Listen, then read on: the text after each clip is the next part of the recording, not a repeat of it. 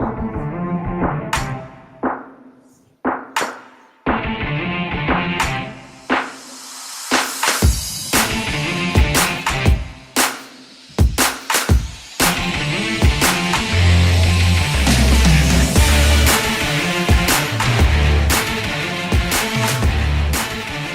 Nuge returns to action after missing a game with an illness. As Edmonton welcomes Minnesota to town, we get you set for the Oilers and the Wild on the Oil Stream pregame show. Hi, everybody.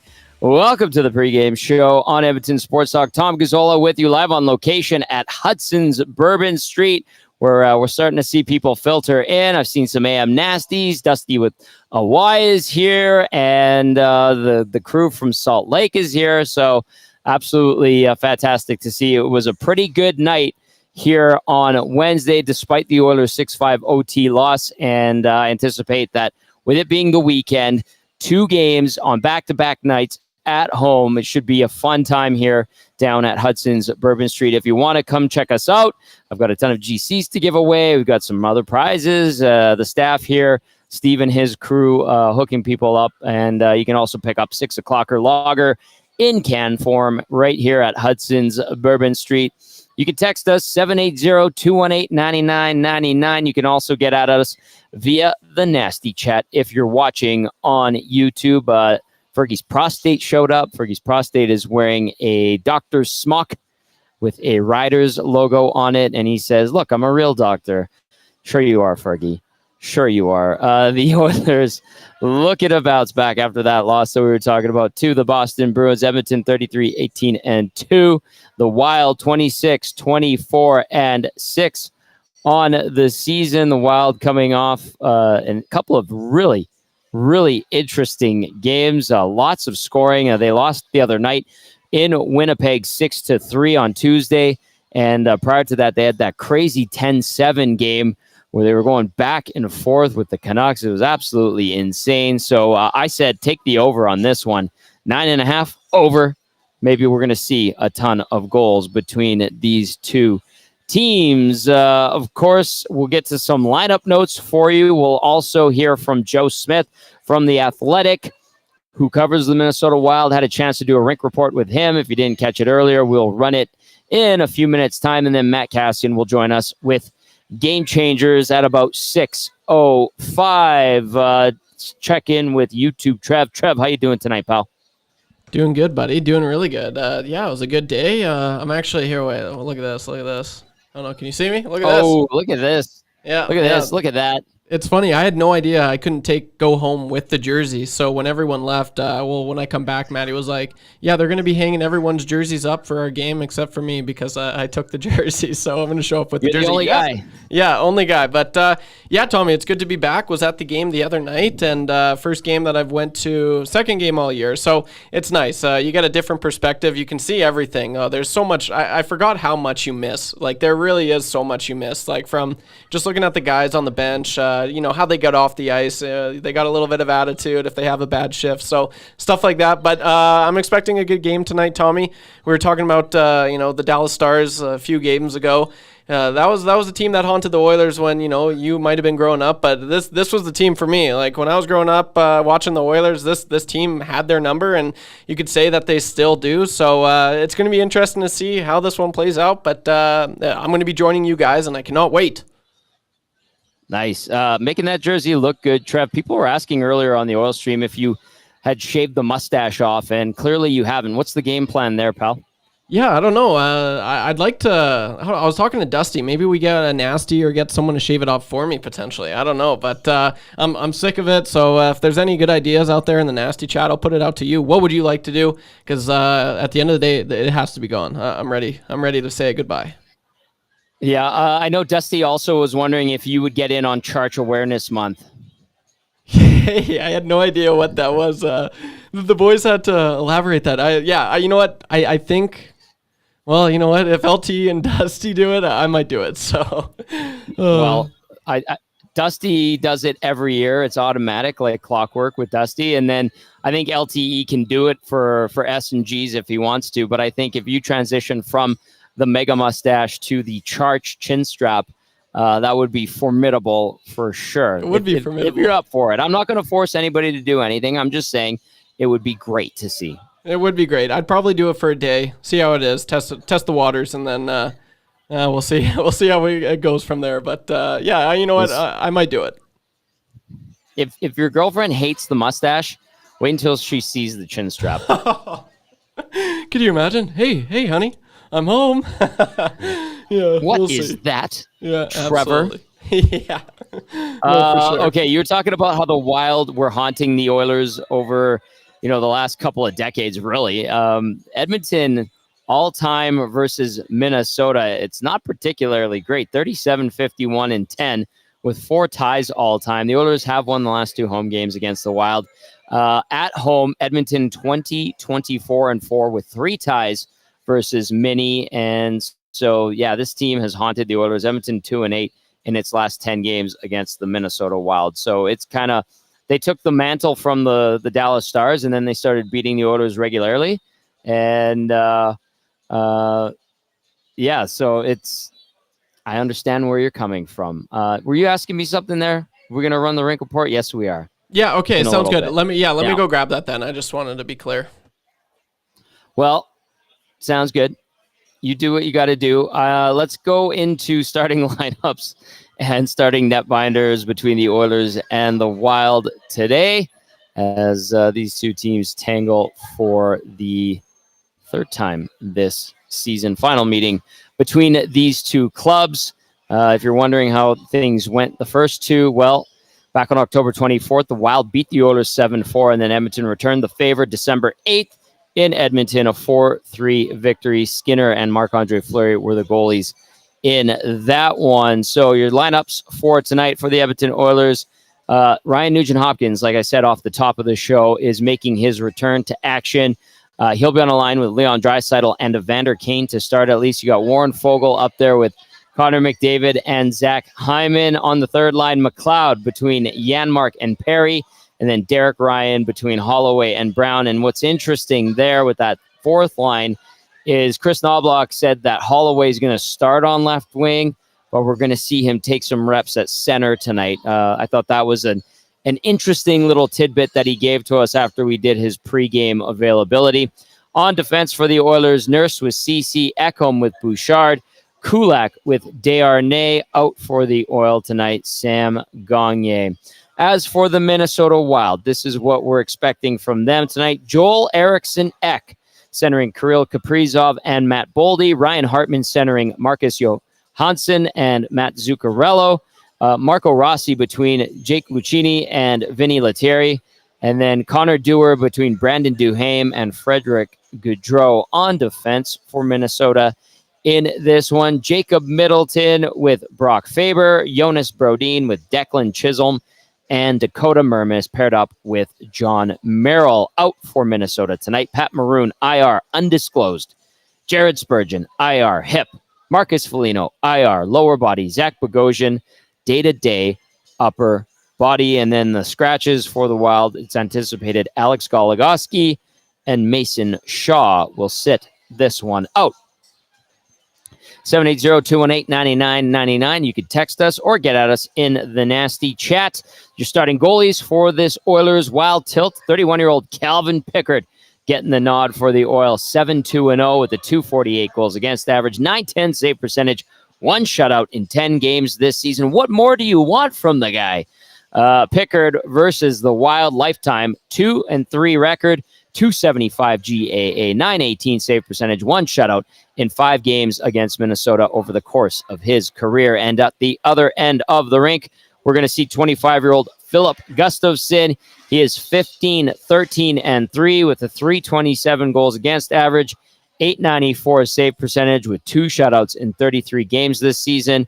Gustafsson versus the Oilers, a 1.0 record or 1-0 record with a 4.0 GAA, 857 save percentage in his lone appearance versus Edmonton. All right, so there are your starting goalies and your starting lineups for tonight's matchup between the Oilers and the Wild. I want to point this out because it was brought up at the morning skate. One of the best camera guys I've ever worked with, for sure, David Parker with TSN, pointed it out that, hey, Why hasn't anybody asked about the Oilers being able to catch the Las Vegas Golden Knights in the standings tonight? Well, they can. They're 2 points back. They have 4 games in hand right now, and they have a chance with the idle Golden Knights not in action till tomorrow. Edmonton, with a win, could match the Golden Knights' 70 points on the season. After tonight, Edmonton will have 3 games in hand on Vegas. So the question of the night is this: if the Oilers catch the Golden Knights, will they stay ahead of Vegas the rest of the year?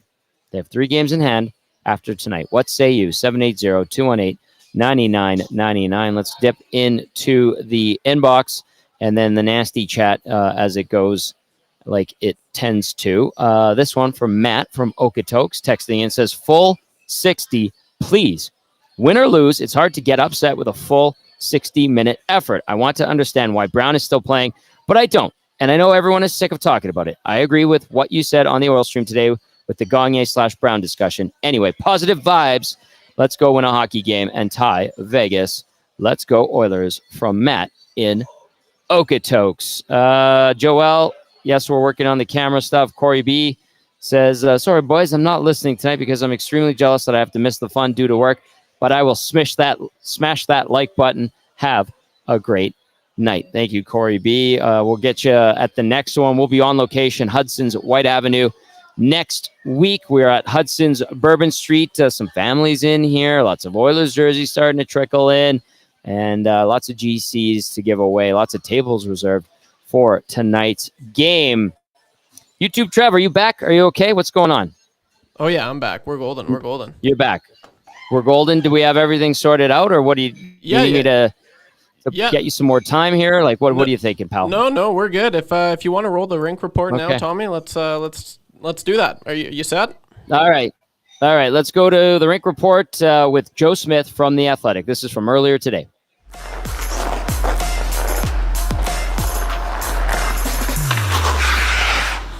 It's the EST Rink Report. Tom Gazzola alongside Joe Smith from The Athletic covering the Minnesota Wild. Joe, welcome back to town. I welcome everybody back to town, but great to have you. We turned up the heat for you.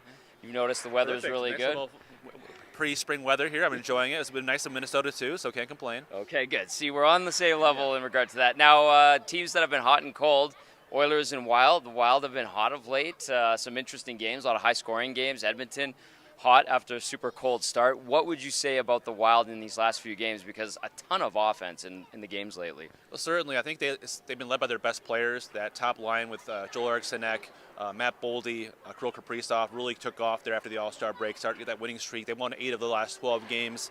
Been in every game. Obviously, the Monday game where they won 10-7 against Vancouver. The comeback was a historic win or historic moment for them, but they're still fighting it. They're still 4 points out of a playoff spot in the Western Conference, which means every point matters. A big back-to-back tonight with Edmonton and tomorrow in Seattle, and then next week they play St. Louis and Nashville, 2 teams that they're chasing. So, 25 games left. A lot of teams are still in it, including Minnesota Wild. 6-3 loss to the Winnipeg Jets. This rivalry is fun to watch from afar. What happened in that game? I know there was a lot of talk post-game saying they felt like they could have mounted one of those comebacks like we saw a few games ago, but how would you describe that last game and what happened between the Wild and the Jets? Well, they played well, I thought, in the first period and a half or two. Like, they had a lot of shots, a lot of pressure. They just couldn't score, right? And so they were all of a sudden were limited there. Then the Jets took the lead, and they were fighting it the rest of the game, and then got to be 5-1. The score was kind of not indicative of the game entirely, but it still got 0 points out of that game for the Wild, which hurt them against a team that they haven't won against this year. They've struggled against the Jets, Avalanche, and the Stars, and so that's what's really hurting them in the standings, is they haven't beaten those guys that they're chasing, and they probably played in the playoffs. Some injuries for this team. I know some guys are banged up, a bunch of guys on the IR. Bogosian, I think, a little bit banged up. What type of lineup changes might we see from the Wild, do you think? Well, I mean, obviously, Bogosian was playing top 4 minutes with them, but Jonas Brodin, now he's out for at least probably a week, and so you have Declan Chisholm, the guy who was on waivers with the Winnipeg Jets. Yep. He came over and now has played pretty well, I think, for a young kid in the top 4 with Jonas Brodin, so he'll be in the lineup. Overall, they're still missing Pat Maroon, who probably won't be returning until after the trade deadline. And Marcus Foligno is not playing on this trip either. So young guys in the lineup. You have Vinny Lettieri playing, and you have Jacob Lucchini playing. So Marco Rossi's been playing really well at the third-line center. So I need a lot of guys to step up in order to beat the Oilers team, who's really hard to beat in this building. How's John Hines going about his goaltending? Who do you anticipate we see tonight?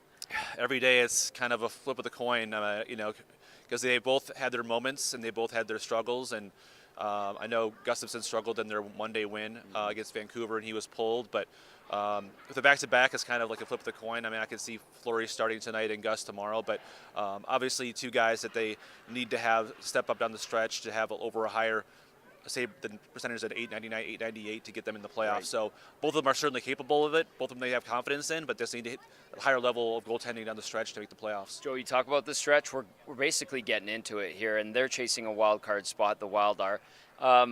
What's your sense of Bill Guerin, where he's at, what he wants to do? Is this like the crucial 2 weeks for this team to see if it can actually make a push for the postseason, or if he needs to be a seller?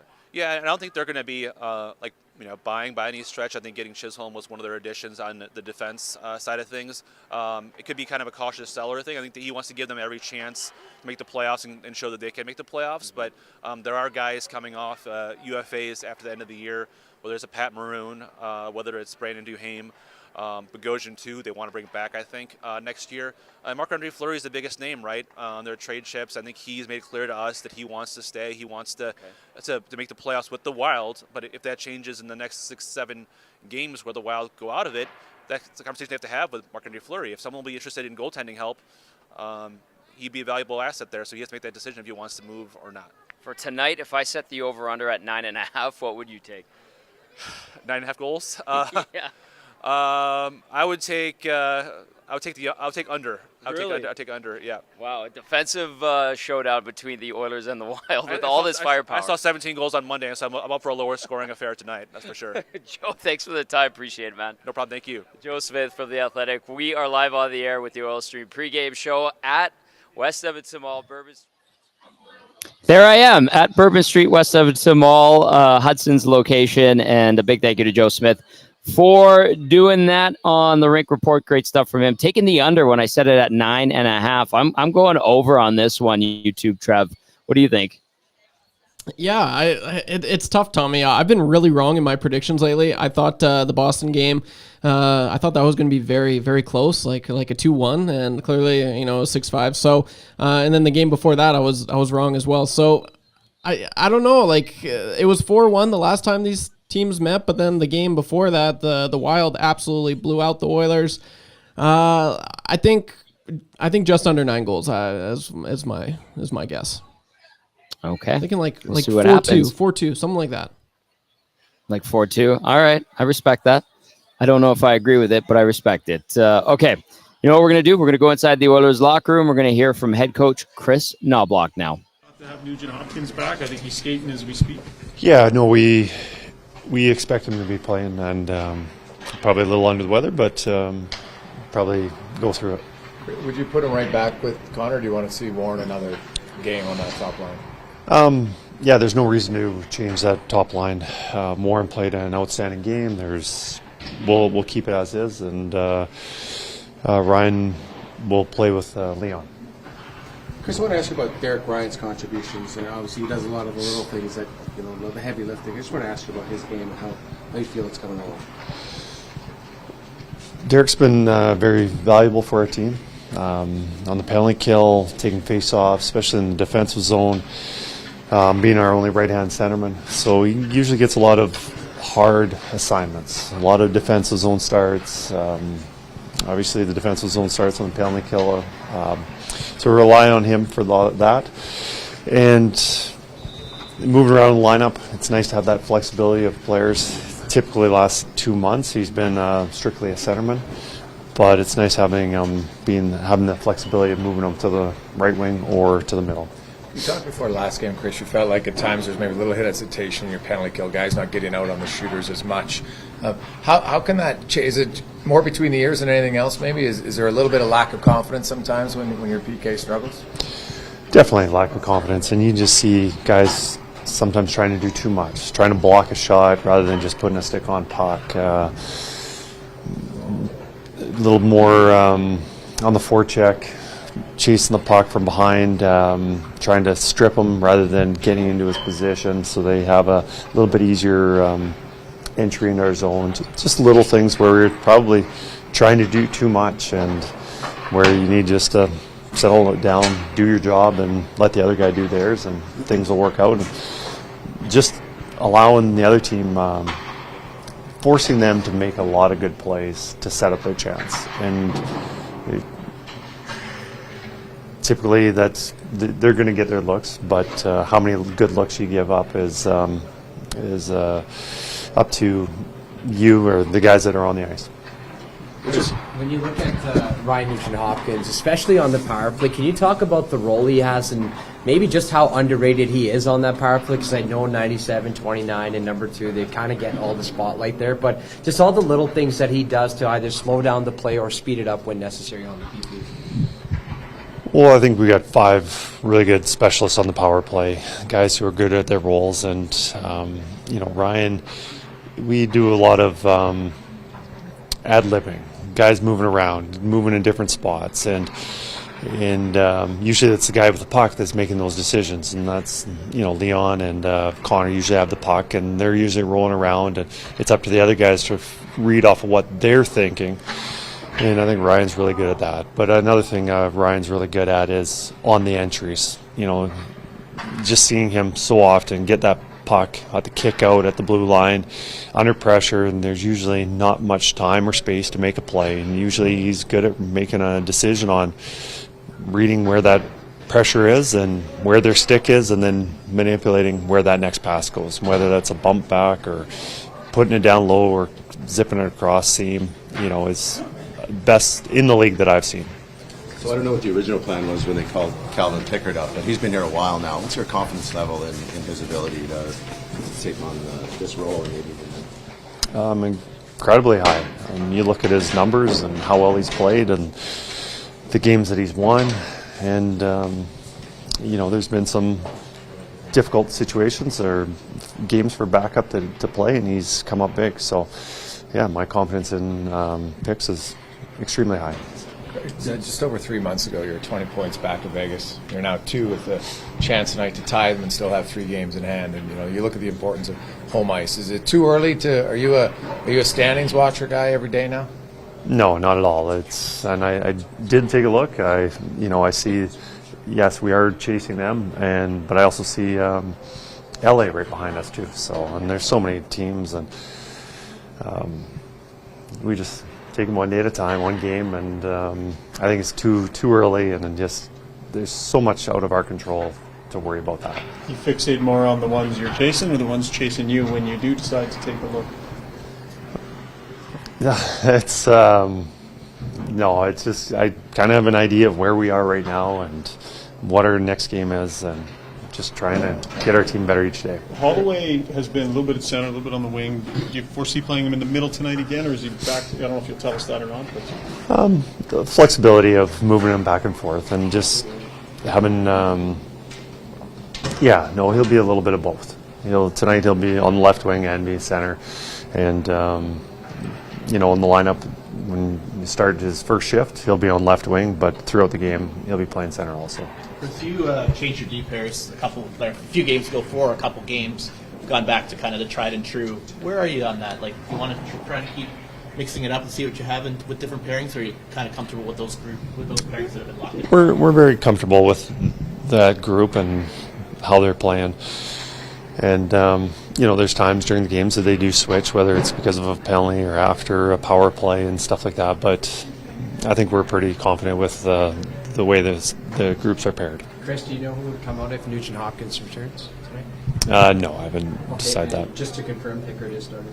Yes, he is. Thank you very much. All right, there's Chris Knobloch as his team gets set to take on the Minnesota Wild. If you didn't catch it earlier, the Oilers' lines for tonight, at least to start, McDavid between Fogle and Hyman, Draisaitl with Nugent-Hopkins and Kane, McLeod between Janmark and Perry, Derek Ryan with Holloway and Brown on his wings. Now, after that interview with Chris Knobloch, he did tell us that Holloway will start at wing tonight, but expect to see him take some shifts at center. So they're going to keep trying Holloway at center and see what they have with him. On defense for the Oilers, Nurse paired up with Ceci, Ekholm with Bouchard, Kulak with Desharnais, Sam Gagner comes out of action. As for the Wild, if you didn't catch it, Joel Eriksson-Ek between Kirill Kaprizov and Matt Boldy. Ryan Hartman centering Marcus Johansson and Matt Zuccarello. Marco Rossi with Jake Lucchini and Vinny Lettieri. Connor Dewar between Brandon Duhaime and Frederick Gaudreau. Jacob Middleton with Brock Faber. Jonas Brodin with Declan Chisholm. Dakota Mermis with John Merrill. No Pat Maroon, IR. Jared Spurgeon, IR hip. Marcus Foligno, IR lower body. Zach Bogosian, day-to-day upper body. No Goligoski, no Mason Shaw.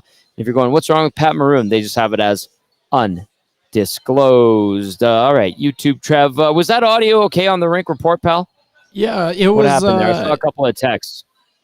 It was coming in a little quiet, so I'm sorry about that. I had it maxed out on my end, so I do apologize about that, guys. But we could hear it fine, Tommy, but yeah, it came through a little quiet. So sorry about that, guys.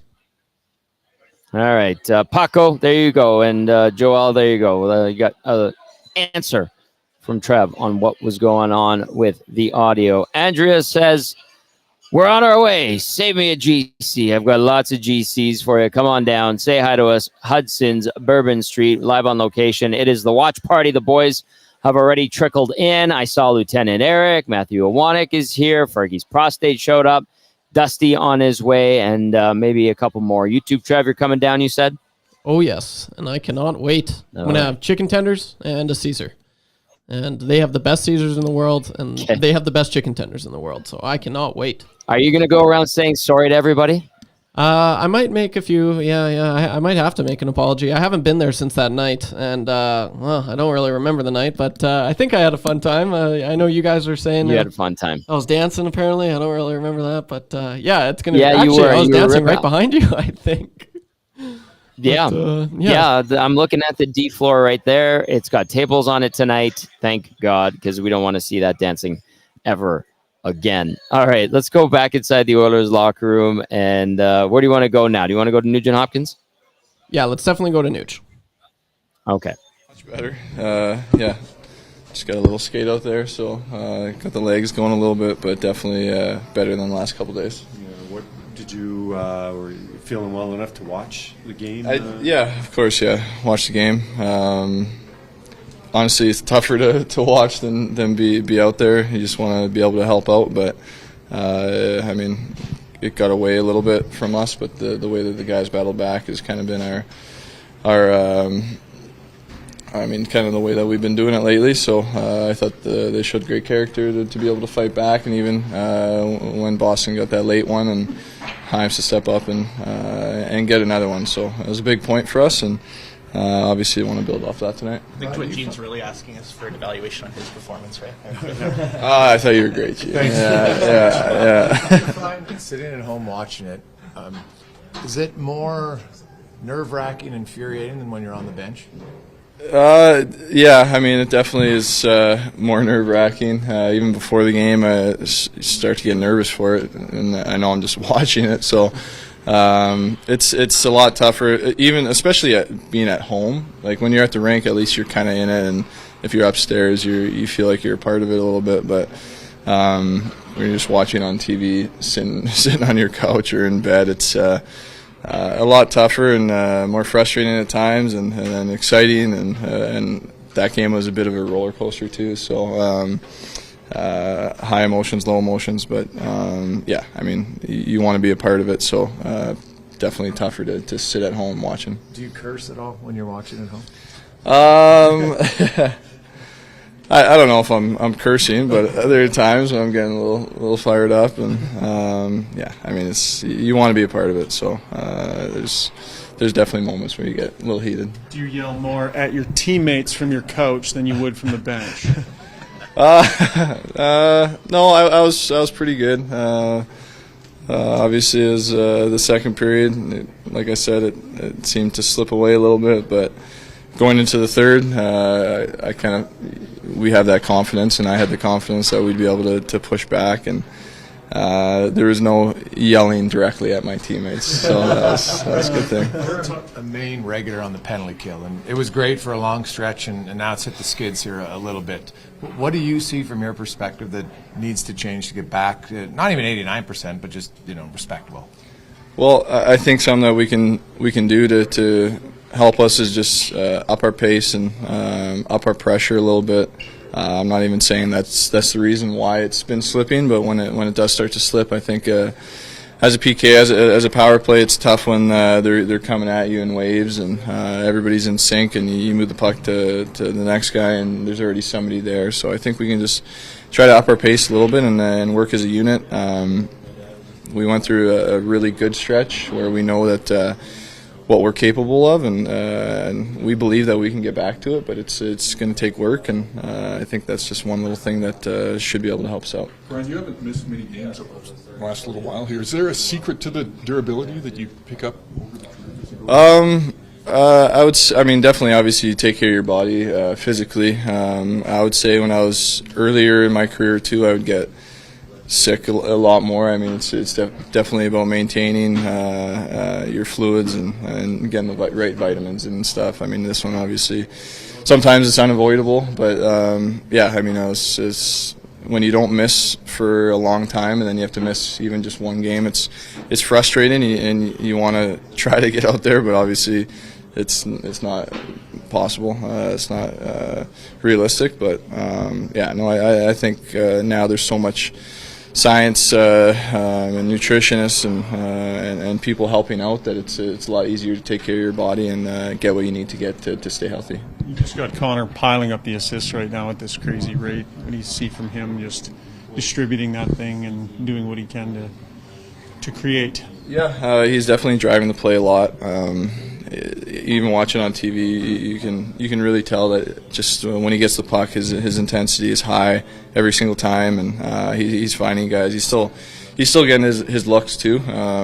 They'll start to go in again for him 100%, and but he's definitely finding guys in good spots and making his line mates better right now. So.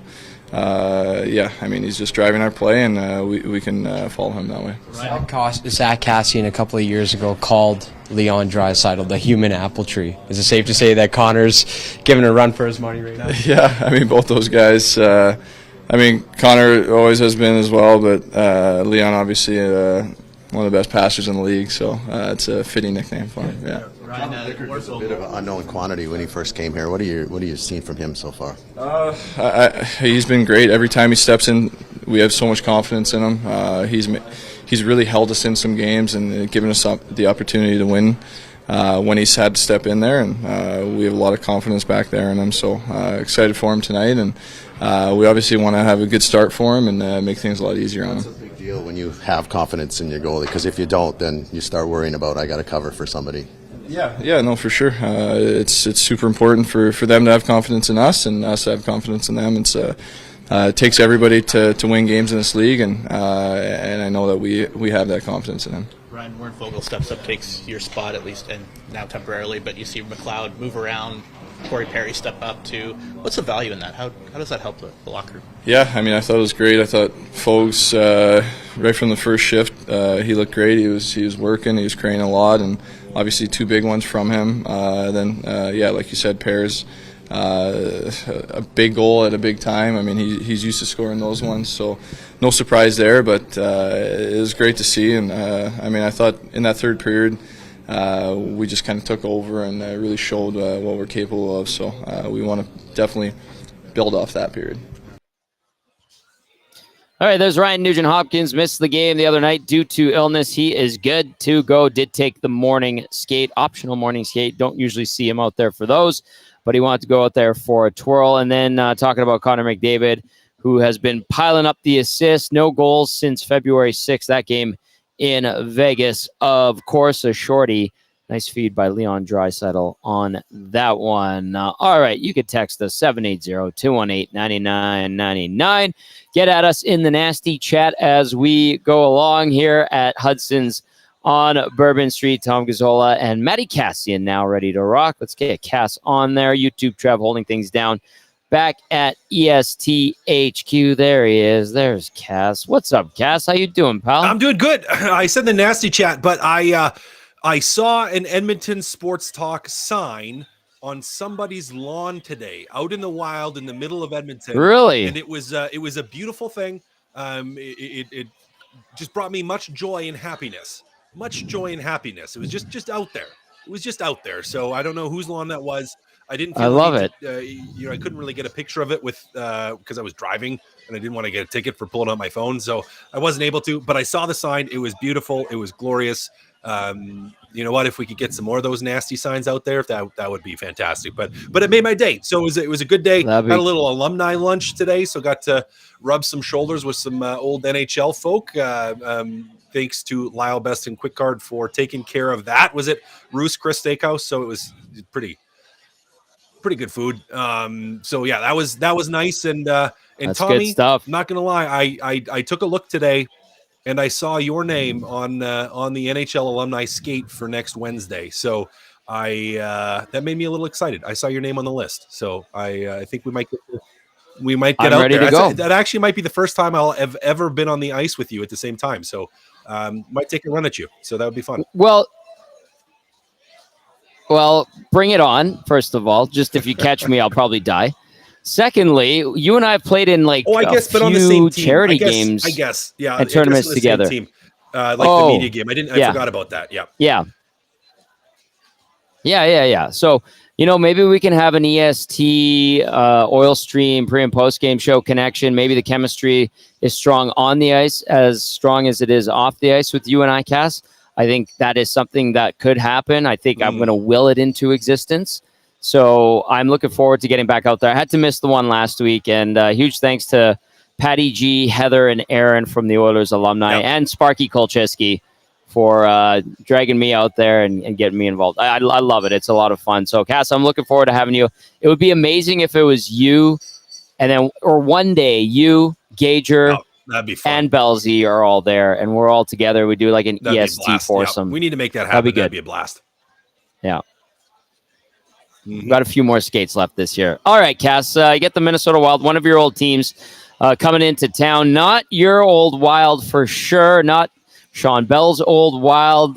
Before we get into game changers, just how different is this team compared to the one that you played for about a decade vastly ago different. A lot more skilled currently, a little bit, or a lot more offensive with this group right now. I mean, we had players that were some decent offensive players, but I don't think we ever had a game breaker style player like a Kirill the Thrill Kaprizov, who's pretty fun to watch. So it's a different team. I mean, there's really Jared Spurgeon, who's hurt, is like.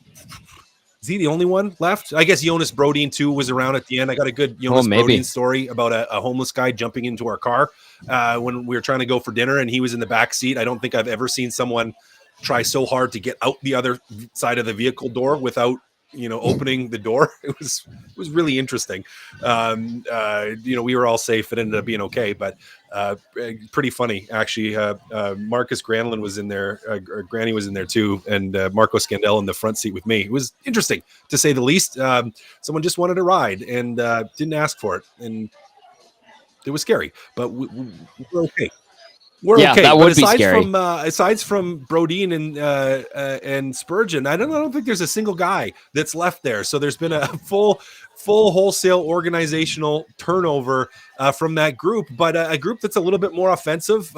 It's nice to see a young player like Matt Boldy having a fantastic season. Joel Eriksson-Ek, he having a great season as well. And as I said, Kirill Kaprizov is to me one of the most exciting players to watch in the NHL. He's fun, really, really slick player, kind of shades of Vladimir Tarasenko when he was at his finest in terms of being pretty elusive, really thinks the game well offensively, and just an elite level scorer and player.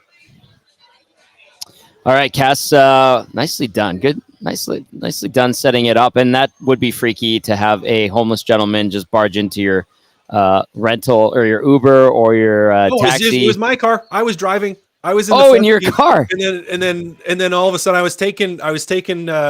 So, being one of the young guys, I know what it's like. I lived for like 7 months in a hotel. So it's 1 year, really pretty much the entire season I lived in a hotel, and it wasn't a very nice hotel. So, I was trying to be good, which I had people do to me all the time. I think, old actually Oiler Curtis Foster, one of the just fantastic individuals. I absolutely love Fozzie because he did this and he did it very, very well. But he'd take young guys out to dinner or people that were living at the hotel just to get them out, take them somewhere in the car so they're not having to Uber. We didn't really have Uber then, but cab or go anywhere. So I was picking them up from the hotel and they all got in the car. And then, all of a sudden the other side of the back door opens right behind me. And a gentleman that quite clearly did not have a place to stay decided to hop in. And he had a massive bag that was a black garbage bag on his lap. And we all thought for a moment he was going to either rob us or harm us in some way. So I hopped out of the front, opened up the door that he got in, ready to hit him with it, or to grab the guy if he pulled the knife to do something to one of my teammates, one of my friends. And I was just yelling at him. He got out and he just got out and went on his way. And I was like, what just happened? So I went, told the staff at the hotel about it. And when I walked back outside, he got into someone else's vehicle. And did the exact same thing. So it was a little bit of a interesting situation, but I will never forget the look on Jonas Brodin's face because he was the guy that was on that side, and so he was just plastered up against Granny. Marco Scandella was in the other front seat with me, just plastered up against the other side of the vehicle. None of us knew what to do, but it ended up being a good story and something we could laugh about because obviously we all ended up safe and okay, and it no harm, no foul at the end of the day. Yeah, thankfully, and that's the most important thing. And so there's your Jonas Brodin tidbit for the day as we roll into Game Changers with Matt Kassian, our game analyst, brought to you by Damon Bunting RE/MAX Elite. Damon Bunting is a consistent top producing realtor in Greater Edmonton and among RE/MAX realtors. He and his team would love to help you find that right home or make the move from your current home. Community driven. He understands what it takes to make a difference in our city. Check him out, DamonBunting.com, or visit his Instagram at Damon Bunting Real Estate. Cass, number one on Game Changers tonight. Killa's Gotta Kill. Killa's Gotta Kill. Tommy, we've been talking about this, feels like every game the last couple of weeks, and it's such an issue right now. The penalty kill just leaky, no confidence.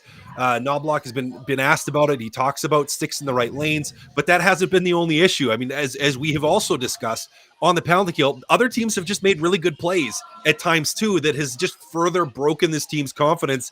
And you got to find a way back to the light here. Somehow for this group, you have to find a way back to the light. Now, Minnesota, as we talked about, they have some players that can kill you on the power play. Now, overall, kind of middling at 12th in the NHL, 22.7%.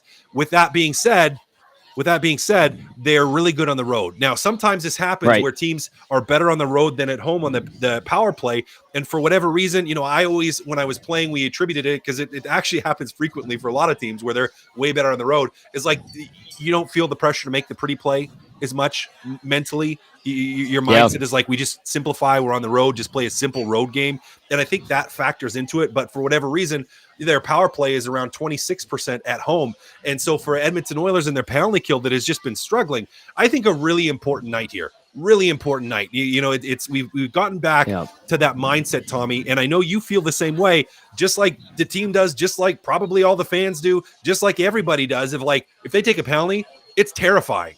It's terrifying right now. Yes. It's not like, hey, we're just going to get this killed, and maybe they score. Yeah, but we're probably going to get this killed, so let's just go get a job done. It's like they're in let's throw up a hope and pray we don't get scored on versus just going out and doing it. It's that intentionality, the word that we love to throw around at times, just hasn't been there. And I think, confidence is an issue. There's so much that's an issue. But Tommy, if there's a night, tonight's the night to get this thing back on track. You have back-to-back games. You have an opportunity where you could have to kill off some penalties against Minnesota, who's been playing great on the power play on the road and scoring a lot of goals in general the last number of games. Got to find a way to kill off the penalties tonight. Man, scoring in bunches. I know they lost 6-3 to Winnipeg, but that 10-7 game was crazy. And like you said, Cass, that road power play, 24 for 92, like you said, 26.1%. That is 7th in the National Hockey League. But then overall, they are 12th because the home power play is at a 19.6% clip. So overall, it's 22.7%, good for 12th in the NHL. And they've coughed up 7 shorties this year. Have those Minnesota Wild. It is Game Changers with our game analyst, Matt Kassian. Tom Gazzola live on location at Hudson's Bourbon Street. I've got a 6 o'clocker lager. The boys are starting to trickle in. We've seen a lot of Oilers jerseys. It's starting to fill up. A lot of reserve tables, Cass. I know this is like way on the other side of the city for you, but we'll get you out here maybe at the White Ave location at one point if you get a night where you can slink away. That would be really good. Okay, let's go to number 2. Second period woes, Cass. This is something that's pissing Oiler fans off. And rightfully so. It's another, just like the penalty kill, it's another huge struggle recently where they just haven't had the mojo in the second period. I mean, even against Boston again, where it's just like right at the start of the period, you end up with mistakes and the pucks in the back of your net, and you're scrambling for the rest of the period. Now, they do a great job in the third to battle back and to work their way into the game and to get a point out of what could have easily been a massive blowout against a really good Boston, albeit depleted, Boston Bruins team. But Tommy, this just continues to be an issue. And if we're going to focus on something for the Oilers, it's like, hey, you need to clean this up. You want to win a couple games against Western Conference opponents on this weekend in back-to-back situations. You got to have better second periods, man. I mean, it's been a struggle. It's been a challenge, and no one has the answer. The Oilers don't have the answer. I mean, the answer has to be you just have to go have a better second period. Doesn't sound like much of one, I guess, but there's nothing that you can really point to say, this is the one reason their second periods have been terrible. But overall, I mean, they've turned too many pucks over in the second periods. They've got too cute in the second periods. They've tried to pass when they should have shot in the second periods. They've got caught with some bad changes in the second periods. Like there's just an absolute litany of issues that have plagued them the last number of games in the last couple of weeks. And I mean, you have to stop the bleeding here somewhere for the second. So hopefully that's tonight. Big emphasis. You don't want to forget about the first and the third. But hey, if you get through that first period tied or better, you really got to focus on being able to come out of the gate in that second and having just a solid, smooth, consistent second period. Is there an easy fix? No. Is there a solution that you've seen a coach? I can't think of anything. There's nothing because it's not, you don't change your game plan. Do you make tweaks and adjustments? Yes. But does that explain, making a little adjustment to say, hey, we're going to go less aggressively on the 2-1-2, or we're going to go less aggressively on the 1-2-2, or hey, this is what they're trying to do on the face-offs. Be aware of this play that they're running. Like, right. Those are the adjustments you're making, and that doesn't explain it. And there isn't. I mean, you could call it mental lapses.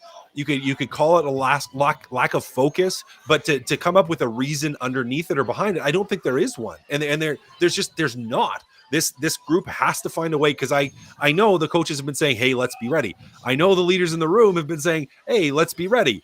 Everybody has said that. And hey, you know what? Let's be really good in the second period.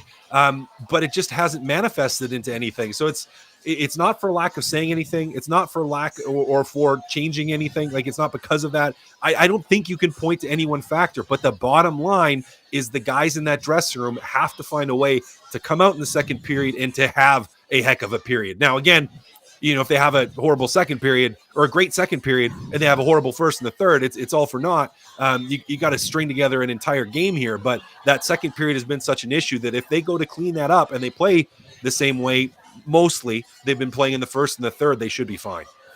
We're looking at the Oilers by period and the Wild by period. Goals by period for Minnesota in the second this year, 54, 46 against, +4. Edmonton, 54, 4, 58 against, and they've been leaking it like crazy, like you mentioned there.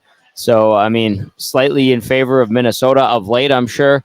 But if the Oilers, like you said, could stop the bleeding, that would be favorable indeed. And then in the third period, the Oilers are just money. 70 goals for, 47 against, whereas Minnesota is -8 in the third period, 73 goals for to 81 against. So there is the breakdown, goals by period between the Oilers and the Wild. And like Cass said, figure it out in that second period because the woes continue. This is the Oil Stream pregame show. Tom Gazzola live on location at Hudson's Bourbon Street. Matt Kassian down at his satellite studios. YouTube Trev holding things in check back at ESTHQ. The boys are starting to roll in here. A lot of tables starting to fill up at the Hudson's Bourbon Street location. We do have our watch party going on. It is Game Changers with Cass, obviously. Number 1 was Killers Gotta Kill. Number 2 was Second Period Woes. Number 3, Cass, Veteran Maneuvers, parentheses, Corey Perry. Yeah, I love that he picked a fight and got the instigator. And I know, I mean, we already talked about the penalty kill and about how it's terrifying when they take penalties, but I love that Corey Perry recognized, and he's done this a couple times the last number of games, recognized when the team wasn't at its peak and needed a little bit of spark and needed something. Somebody needed to do something, and he's done it. Not only that, I mean, if we look at his last 4 games, I mean, he's got 4 points in the last 4 games, 3 goals, 1 assist, and he's been contributing. He's been contributing, and a veteran player that didn't cost anything. That didn't. You had to go out and sign him, and you lose the cap space, but you didn't have to trade any assets for him, didn't trade any picks for him, not any current roster players, and he's just continued to find a little bit more of his groove and doing things that not really a lot of guys in Edmonton can bring to the table. In terms of playing a little bit of that aggro game, playing a little bit of that, I'm going to stir it up after the whistle. I'm going to try to drive someone crazy, and I'm going to pick a fight. And yeah, I'm going to take a penalty, but we need something, some kind of spark, some kind of energy, something to get this crowd into it, to get the team into it. And I just love that from him, because that's just an element that Edmonton hasn't had. So I've been incredibly impressed with him the last number of games. Is he as fleet of foot as he used to be? No. Is he able to put away points like he used to? No. Has he found ways to contribute here and to be an important part of this group? Absolutely. And again, heading into a situation where you're coming off of an OT loss, you didn't play great for chunks of time in that Boston game. He was a big part, and I do think from an energy standpoint of getting that game turned around with that scrap. So, kudos to Corey Perry for that. And hey, I just wanted to give him a shout out and say, hey, he's going to continue to be a big part of these games, and he could be tonight as well. Veteran guys know when to push the right buttons, and he's definitely one of those guys, and it has been a boost to this Oilers team, like you mentioned, Cass. He's supposed to be playing with McLeod and Janmark. That'll probably be to start at least, and we'll see. We've seen Knobloch switch things up more recently. What do you think of that line? Advantages, disadvantages? What do you make of that line when you hear Janmark and McLeod with Perry? Yeah, well, you're putting. I mean, McLeod has some speed. Has been pretty good at carrying the puck through the neutral zone. I mean, Janmark's kind of the utility tool, right? In some ways, where you can kind of play all over and be okay wherever. But he's started to maybe find some form to his game as well offensively, where he's chipping in a little bit. And then you have the veteran Corey Perry. So it's not a line that you're going to look at and it's just going to terrify you to play against, but it is a line that does have the ability, to create some things through the neutral zone with speed with McLeod and a guy again in Janmark who kind of utility. He'll be okay on the forecheck. He'll be okay defensively. We'll try to get around the net, and Corey Perry who's going to go to the net. So to me, the success of that line as a whole does hinge on McLeod, on his ability to transport the puck through the neutral zone and then to use that speed in the offensive zone. And then it's on the other two guys really to get around the net. So to me, it's a type of a line that if either Holloway's carrying the puck and those other two are driving to the net to create something, or if they have offensive zone time, it's a type of line where you want the players to work it to the point, and then all three of them to get to the net to try to clean up some loose change. I mean, that's the type of line this needs to be. And they also need to just be pretty steady and solid defensively. And you're hoping with McLeod and with Janmark, and I mean Perry too on that end, that they're just going to be pretty steady defensively. You don't want to see big mistakes from that line. Matt Kassian in now for Game Changers as the Oilers and Wild go toe-to-toe. Cass, it was also interesting to seeing Fogle stay up there with McDavid and Hyman. Obviously, Fogle had a good game against Boston, and then Nugent-Hopkins with Draisaitl and Kane. What do you think of the way Chris Knobloch has decided to go with his top two lines tonight? I think that the Ryan Nugent-Hopkins coming back in and playing wing in particular is trying to get a little bit more 5-on-5 out of Draisaitl. And if you're looking at players that have the top six pedigree, let's call it. I mean, he's a guy that clearly does and has it. And so you're saying, okay, let's slot him in here, try to do a little bit more to get Draisaitl going, to have maybe take a little bit of the high skill. Not that Kane isn't skilled, but he's not a Draisaitl type of skill. I mean, he's a straight lines type of player. Sure. And to have someone that maybe thinks a little bit more like Draisaitl on that line to hopefully open up the ice for him a little bit more. And we talked about I can't remember if this was with you or it was with it on the Two Guys in a Goalie podcast,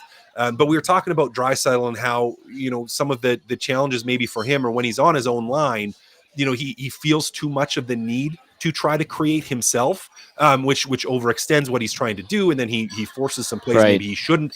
And I think having a Ryan Nugent-Hopkins on that line takes some of that pressure off. It takes a little bit of that pressure off, which is, I think, what they're hoping for by sliding him in that position. Cass, Norman, a combine just showed up, and I think you can appreciate this. He's wearing a fresh white Chris Russell jersey in his old number 4. Beautiful. Yeah.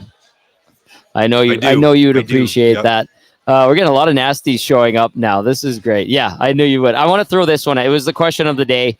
You can hit us up, 780-218-9999. Tom Gazzola on location, Hudson's Bourbon Street. Cass back at home at his studios, and YouTube Trev along for the ride. He is at ESTHQ, and then will make his way down here to Hudson's Bourbon Street for the watch party. If you haven't found a place to watch the game and you're not going to it, and you're on the west side of the city, come on down. Lots of room here, although it is filling up. Lots of Oilers jerseys. Hey, Meat, there's Meat. Good to see him. Cass, question of the day is this, and I encourage our listeners and viewers to get in on this too. If the Oilers do catch the Golden Knights, which they can tonight, do you think they're going to stay ahead of Vegas for the rest of the year? And keep in mind, they'll have 3 games in hand after tonight. Yeah, there could be some jockeying in the immediate, but I do think with the way they've been playing, the way they've been able to string together games at times, I think they do. I think they do. And you have to look at Vegas. Now, Mark Stone going to miss a significant period of time. Eichel, who knows exactly when he comes back. They probably both come back right before playoffs start, and Vegas goes out at the deadline and brings in like $20 million worth of players, and they somehow have like $105 million team at the time playoffs start. At least I think that facetiously, but I look at that and say, okay, as long as the Oilers stay healthy, I think they do. I think they surpass them here this weekend, and I think they manage to stay in front the rest of the stretch run. Cass, I want to read this text from Sean Z. He says, boys, I saw Cass crossing the street today downtown near the Westin. I was with my girlfriend. I tried to explain who he was, and she's like, cool. I was like, but you don't understand. It's freaking Cass. Shanzi. Yeah, I was running around there going for lunch. So yeah, you should have honked at me. I would have not known who it was. But no, Shanzi, I appreciate it. And I appreciate you explaining. That's very much appreciated. Yeah. I love that. It's freaking Cass. You better believe it's freaking Cass. Cass, that was freaking good. Always appreciate it. Good stuff on Game Changers, brought to you by Damon Bunting, Remax Elite. We'll catch up with you on the post-game show, my friend. Absolutely, buddy. You have fun and keep those nasties in check. I will with some of this. The 6 o'clock logger. Thank you, Cass. That is Matt Kassian, our game analyst with Game Changers, brought to you by Damon Bunting, Remax Elite. YouTube, Trav, have you been keeping an eye on the nasty chat? I haven't seen much of it because I've been watching the text line, and I'm trying not to burden my poor hotspot right now. No, as you can tell, the video feed is not as sexy as it usually is. You were all good, Tommy. It's the nasty chat's buzzing as per usual. People, it seems to be, everyone's having a grand old time. Honestly, they're having a good old conversation, it looks like. So nothing too crazy going on in the nasty chat, but looks like they're having fun, which is we encourage that. We love to see that. Keep the positivity flowing. Positivity is starting to come into Hudson's. It's a good vibe in here. I like where it's going. Good mix of people.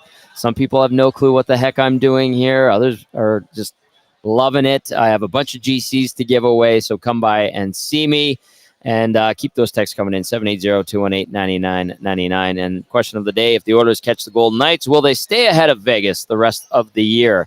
3 games in hand after tonight. You let us know. I love that text Shanzi sent in. Oh, look at this. You need a charger for a vape? Get in here. Look who it is. Are you going to come on here? Yes, I would like you to come on here very much. Hi, Andrea. Andrea and Jay are here. And then, yes, I'll get that to you in a sec. Hello, Eric. We are live. We are live, buddy. We are live at the Hudson's Bourbon Street. It's great. Vibe is good down here. We got a little curling on right now, a little pregame show. Yep. And you're trucking along here, 6:30ish. So Yep. vibes are going strong for the Mighty Oil and the Mighty Wild. Okay. Haven't heard anybody call them the Mighty Wild, Well, but they I are against respect the Mighty Oil, though, right? Yeah, the Mighty Oil. They're It's a bit of a- different. Well, no, but like Yeah. the Wild, they're Who's all here? Dustin with a Y. Dustin Curtis with a Y Cross. is right there. There Andrew's he is, right yeah. there. We had the Utah people. The Utah folks who are here. The Salt Lake citizens. Yes. if you will. Yes. Yeah, Had a chance to Andrea catch up. and Jason, I think Savage and Renee, so they're going.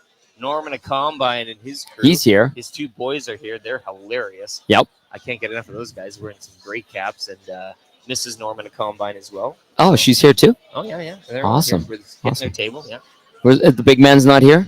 Dusty? No. Not yet. Haven't No, seen him. They haven't rang the bell. For his in the grand light show. I think he entrance. has a light show as well. Wow. A laser show. Yeah, we'll have to put our. He's phones- getting lasers? We have to put our phones up in the air. Okay, I How's can do the that. pregame?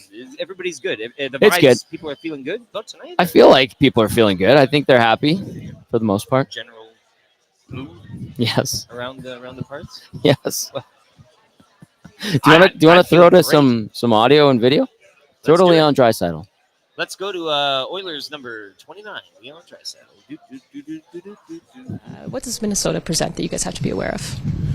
I think just a lot of skill. I think they've been playing some good hockey lately. So obviously they're a desperate team. Trying to crawl back into the playoff picture. So should be a really good test for us. When you guys are evaluating your game, what sort of things do you think maybe help you level out results a little bit here? Yeah, I think it's just a little inconsistent throughout the 60 minutes right now. We have spurts were really good and we play really fast and connected, and then we're a little shaky in our own zone. So just something to be aware of and obviously work through and continue to get better at. Through that run you guys were on, the strength of it, the defending was really at a high level. Penalty kill obviously made a difference too, Leon. But people might, sort of wonder how can a team go from defending at that level to where you're at now. But is it just the ebbs and flows of the season and the way the sport works? I think a little bit. Season is long. It's a lot of games. There's ups and downs. But on the other hand, I think that you want to level that out and even that out a little bit more than what we're doing right now.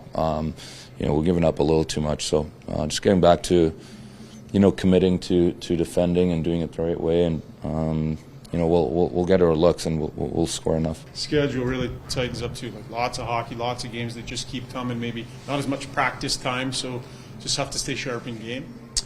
Yeah, for sure.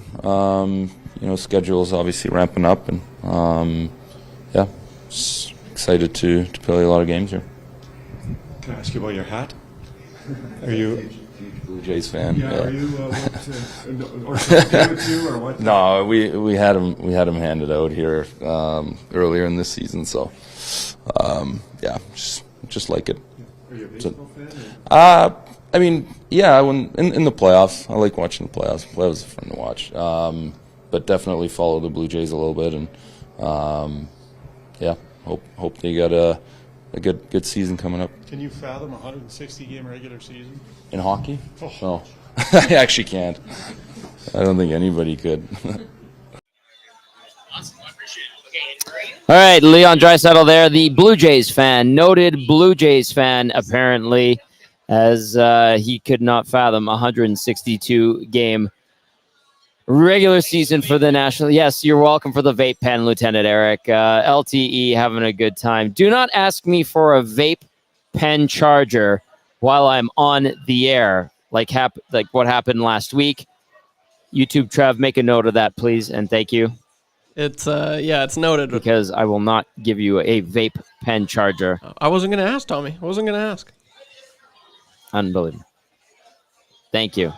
Burgerler says, Gazzola gift card decision chart. Men, $10 GC. Women, $20 GC. Women, 50 plus, $50 GC. Burglar, don't tell people my secrets. Don't tell people my secrets. Jack says, looking good, fellas. Thank you, Jack. Appreciate that very much. As we roll on here on the Oil Stream pregame show, live on location, Hudson's Bourbon Street. A lot of the tables are filling up. Most of them were reserved, and lots of orange and blue in attendance. And then the entire EST crew, including YouTube Trev, coming down here as we should have a fun night. And we'll see if the Oilers can get another win and get back into the W column against the Minnesota Wild. YouTube Trev, speaking of those Minnesota Wild, do we have the audio and video queued up from the Wild side of things? Yes, we do. As a matter of fact, let's head to the Wild side, and he's got 6 points in 2 games against the Oilers this year. Here is centerman Ryan Hartman. Yeah, I mean, they're a skilled team. Obviously, they got two of the top players in the world. Obviously, they like to capitalize on their special teams, so we want to limit that. But we've had some success in this building in the past, and you want to take away their time and space tonight. You've had success this year against them, 6 points in 2 games. Why so much offense against one team for you? I don't know. I mean, I don't think it.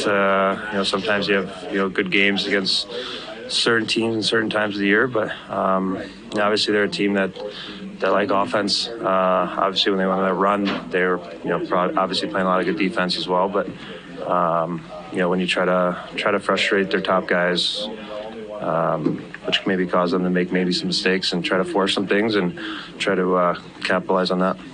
And for you personally, the last game felt like you had 2 or 3 just absolute grade A chances. Do you feel like your game's trending in the right direction? Because I always look at when you're getting those type of chances, there's usually a run that follows. Yeah, I would like to have put some of those in the net. When you get those chances, you'd like to be able to bury those opportunities. But you got to getting good opportunities is a good sign. I try to be. I feel like I am very opportunistic with opportunities. Finding the right place to shoot. So hopefully get a couple tonight. All right, that was Ryan Hartman from the Minnesota Wild. Ryan Hartman so far this season putting together a pretty decent year so far. 15 goals, 13 assists, 28 points, -7 in 51 games. And of course, like Trev mentioned, he has had a nice little run versus Edmonton so far this season. You can text us 780-218-9999. A couple came in, interesting jerseys. We've got an Eberle jersey from the era before Eberle actually made the team. So like the old Navy jerseys. Eberle's, there's Norman Combine's boy. An Eberle jersey there. And then she's wearing that one, and her boyfriend, I'm assuming, has a Klim Kostin jersey. So we've got a Chris Russell jersey. We got an Eberle old era Oilers jersey, and then a Klim Kostin jersey. And then, of course, your usual smattering of McDavid's, Draisaitl's, Nugent Hopkins, and that type of jersey popping in here to Hudson's Bourbon Street. Let's go back inside the Wild locker room and hear from head coach John Hines. Well, I think you have to play, continue really to play the game we've been playing. I think our team's been playing some really good hockey. We're playing fast. I think our puck management's really good, which you're going to have against this team. Obviously, with some of the guys that they have in their lineup, they're a good, quick transition team. So I think that's a big part of it.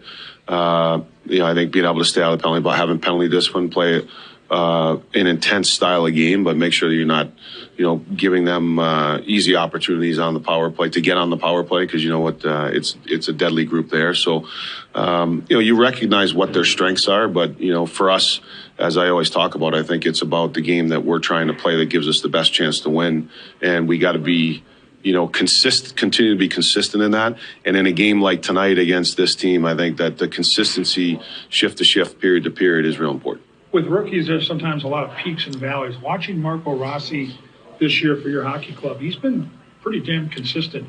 What do you attest that to? I mean, Marco's a mature kid. He's a young player, but he's very coachable. And, I think if and when he's had some dips, we've tried to make sure that, we give some guys individual attention. So if we see certain things in their game that's starting to slide a little bit, it's just sitting down with them and showing some clips of, things that can be tightened up a little bit. And because he's a coachable, receptive kid, he takes that to heart and then he usually rectifies it pretty quick. Will you for sure split the back-to-back with the goalies? Yes. So tonight will be Gustafson. Yeah. Do you know where you are with Foligno and even Maroon? Is he on? It's a great question on Foligno. The reason I don't have it was he wasn't around the last couple of days. They just had their baby, so he's kind of dealing with that right now. So I'm assuming when we get back, I'll have further updates for you guys on both of those guys. I know this road trip started off with a loss for you guys, but in the month of February, you guys have really kind of found your game. What are some of the aspects of your game that you like that are fine for your club right now?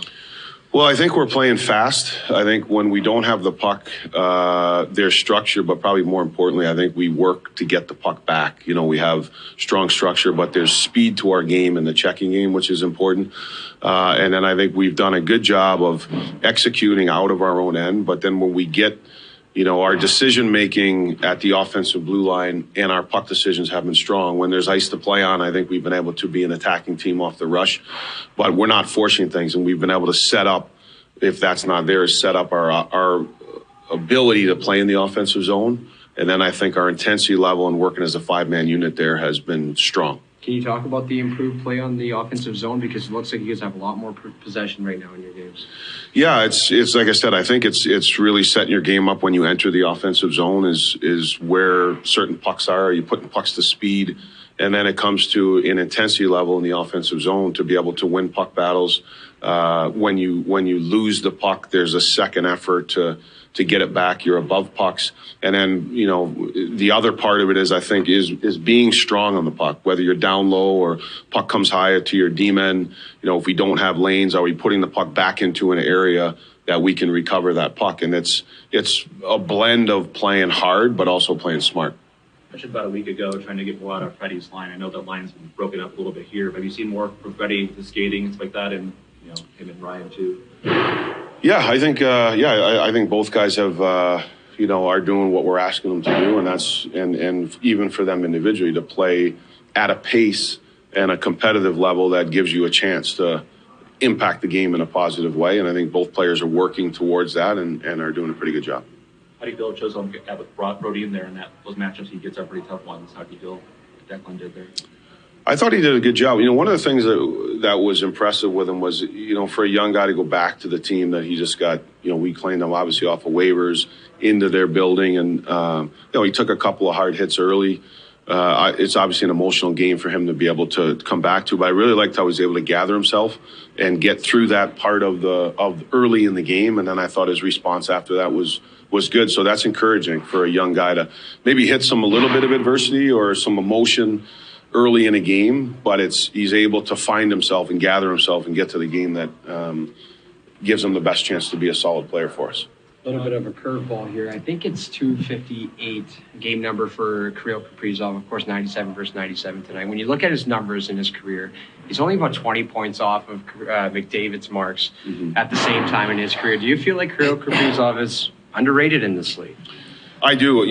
Having coached against him, you certainly respect probably like most elite players in the league, you're always aware of them. You're pre-scouting. You see them play several times a year and coach against them, and you always are aware of them. But for me, with coming in to see Kirill every day, just game in and game out, how he practices, his love for the game, his talent level. But the thing that stands out to me, and even with Connor, is that they're highly talented players, but the drive to be difference makers in the game, and I think their competitive level sets them apart. And I think the future is as good as Kirill has been. I think there's more there, and I think he's going to continue to come into his own as an elite player in the league. What do you make of him being at 20 goals? Because he's a guy you look at him play every night, and you're like, well, he's doing what he needs to do. Why do you think he's just scoring less than he has? I think sometimes, certain seasons, sometimes pucks go in the net easily and sometimes they don't. At least in my time with him, I mean, he drives play. He gets lots of scoring chances. I think, a player like him sometimes, one year they might go in all the time, but the other years it doesn't go in as easy. Obviously I think injury has hurt him a little bit. I think when top players miss some time, that does affect some of their statistics. But what's been impressive to me with him is his game. Like his game really hasn't changed. And, even with him, I think with top guys, can we also help him? Are there more areas where he can create? Can he get a little bit more things off the rush? Can he put himself in some better situations to be able to score more? And, that's, I think, trying to help him be a great player for our team, but also be a great player in the league and be able to drive a team. So, as I said, I think that he's going to continue to grow and improve. John, you coached in Nashville, now you're here. Scrapping getting in the playoffs in today's NHL, just the way it is, there's like 20 teams in the middle, all scrapping to get in. There's 5 at the top, 5 at the bottom.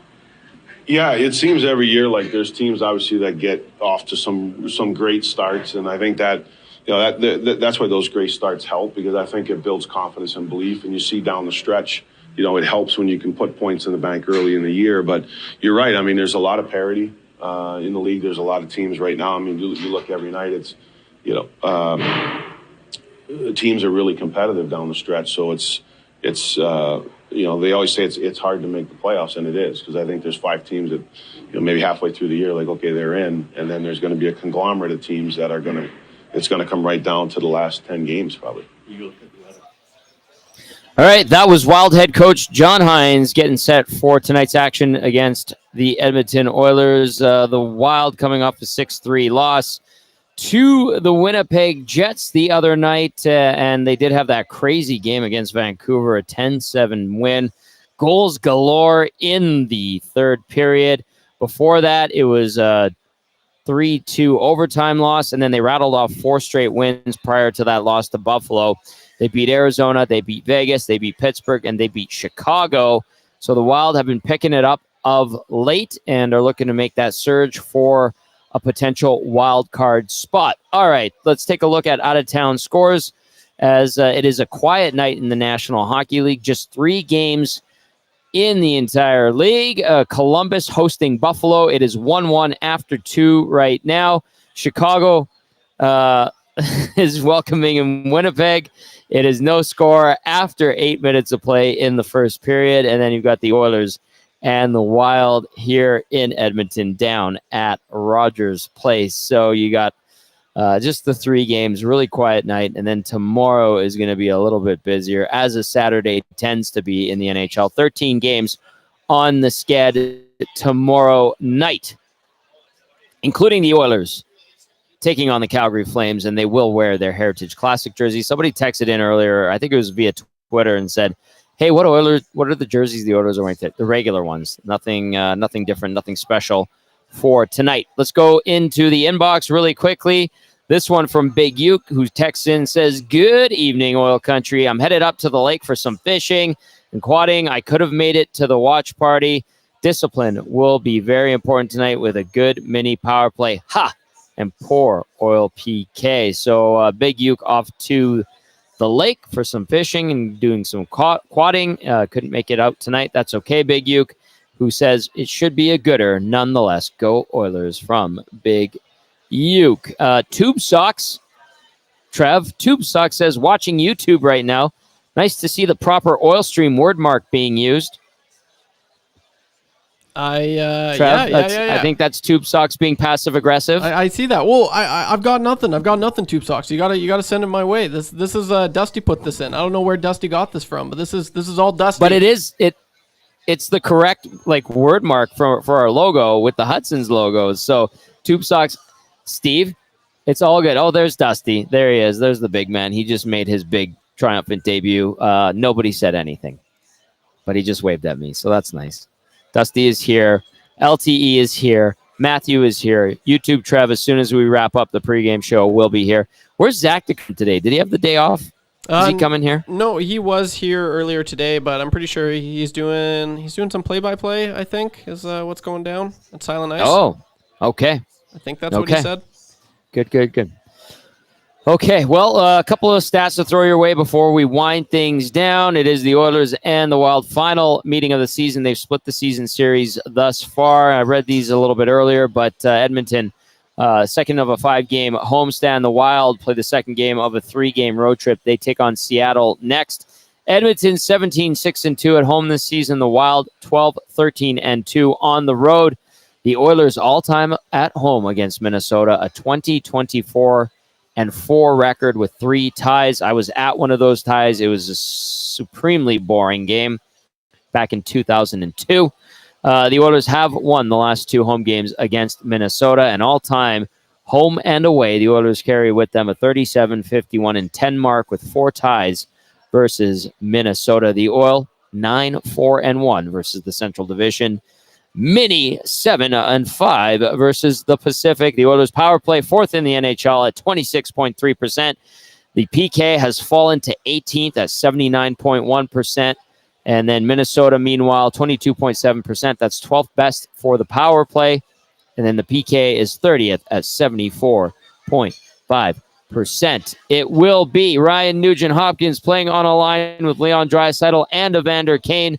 McDavid has Warren Foegele on his left side, Zach Hyman on the right side. Then you'll see McLeod between Janmark and Perry, Ryan with Holloway and Brown, Nurse with Ceci, Ekholm with Bouchard, Kulak with Desharnais. As for the Wild, Joel Eriksson Ek between Kirill Kaprizov and Matt Boldy, Ryan Hartman with Marcus Johansson and Matt Zuccarello, Marco Rossi between Jake Lucchini and Vinny Lettieri, and then Connor Dewar centering Brendan Duhaime and Frederick Gaudreau. On defense for the Wild tonight, Jacob Middleton with Brock Faber, Jonas Brodin with Declan Chisholm, Dakota Mermis with John Merrill. No Pat Maroon, IR undisclosed. No Jared Spurgeon, IR hip. No Marcus Foligno, IR lower body. Zach Bogosian, day-to-day upper body issue. No Goligoski, no Mason Shaw. And your starting goalies, Calvin Pickard for the Oilers and Philip Gustafsson for the Minnesota Wild. That's going to do it for the Oil Stream pregame show. Big thank you to everyone who tuned in, who texted in, who get out of here, Dustin, with a Y with your vape charger. The Nasties are rolling in strong here at Hudson's Bourbon Street. This is the EST Watch Party location tonight. Come on down. I've got a ton of GCs to hook you up with, and the whole crew is already here. YouTube Trev is on his way as soon as we wrap up the pregame show. Once again, for YouTube Trev and Matty Kassian, I'm Tom Gazzola saying thank you for watching. Thank you for listening. Enjoy the Oilers versus the Wild. We'll see you on the postgame show. Ciao for now.